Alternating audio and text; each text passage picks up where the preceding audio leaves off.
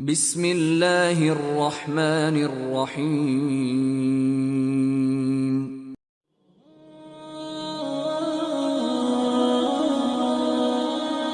Hampir semua orang non-muslim itu datang kepadanya sinyal. Hampir orang-orang Islam orang non-muslim yang datang kepada saya ucapin syahadat. Semua kisahnya kalau bagi saya sih, kalau kita mungkin dengar biasa-biasa saja. Ada yang merinding karena dengar azan, ada yang karena melihat jilbab, ada yang karena melihat orang ke masjid, ada yang karena mendengar beberapa ayat Al-Quran, gitu kan. Semuanya yang mungkin kita biasa dengar, tetapi subhanallah mereka berbeda. Sinyal Allah datang. Ada satu teman saya di Surabaya, teman dekat saya, dia ceritakan pengalaman dia. Tetangganya ada seorang pastor. Pastor ini berarti orang Katolik. Kemudian dia bilang, "Pastor, saya ini kebetulan teman saya ini bukan dai, tapi dia sering hadir di pengajian dan orangnya humoris, suka lelucon gitu ya. Maka dia datang kepada pastor, dia bilang, "Pastor, bisa saya ngobrol sebentar?" Kata pastornya, "Silahkan." Dia bilang, "Saya terus terang pastor bingung dengan agama saya." Islam maksudnya. Padahal orang ini istiqomahnya luar biasa, suka dengan Islam, dengan Islam. Tapi dia bilang gitu, ini cara dia ya. Kemudian pastornya dia bilang, ini saya yang lebih bingung lagi, ada Al-Quran dan ada terjemahan bahasa Indonesia. Ada satu surah dalam Al-Quran yang membuat saya lebih bingung dengan Islam. Ini surah Al-Ikhlas. Ada kalimat dalam Al-Ikhlas, lam yalid walam yulad. Tidak beranak, tidak diperanakkan. Tuhan itu enggak punya asas, enggak ada orang tuanya, dan tidak ada juga jalurnya ke bawah, nggak ada anak-anaknya. Karena kalau ada orang tua pasti ada kakek nenek, kalau ada anak pasti ada cucu dan cicit dan seterusnya. Kata pasturnya langsung, memang agama kamu itu membingungkan gitu.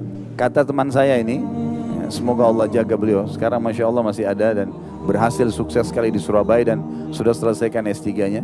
Dia sempat, dia bilang begini aja pastor, saya kasih Quran terjemahan ini, pastor coba pelajari, kasih saya Injil terjemahan saya pelajari.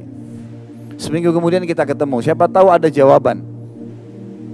Kata pastor, baiklah, dikasih Injil terjemahan, dia juga ambil Quran terjemahan. Dia bilang, saya bawa pulang Injil tersebut, saya sempat letakkan di meja kerja saya. Tapi saya terlupa, gitu kan. Selama seminggu saya tersibukkan dengan kegiatan-kegiatan. Lalu kemudian saya ketemu lagi seminggu kemudian. Ternyata pastor ini serius membaca ayat lam yalid walam yulad, lam yalid walam yulad. Ini terputar-putar dibaca terus. Dia bilang setelah seminggu saya ketemu, lalu kemudian saya tanya, pastor ada waktu? Ada. Bisa saya masuk? Silakan. Bagaimana pendapat pastor? Ada jawaban nggak yang kebingungan saya kemarin? Pastornya bilang, kayaknya agama kamu yang benar deh. Memang kayaknya Tuhan nggak boleh punya asas, nggak boleh punya bawah. Kalau Tuhan itu harus dia esa, gitu kan?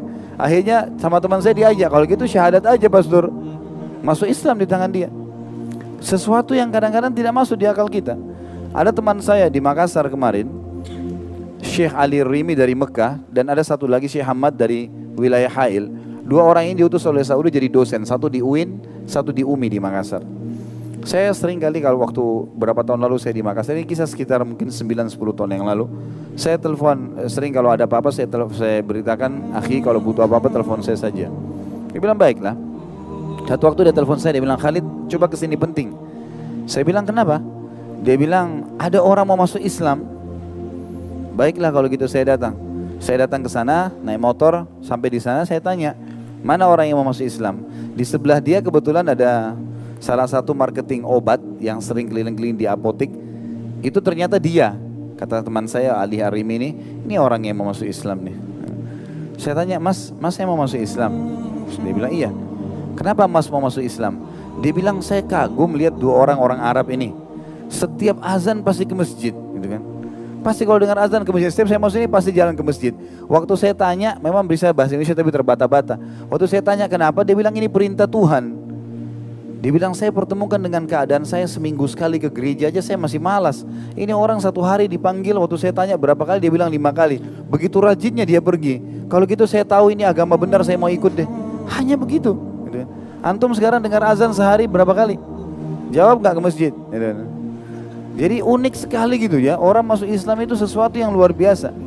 Jadi jangan pernah berpikir, oh Islam ini sulit untuk ditawarkan. Oh Islam ini diterima atau enggak ya?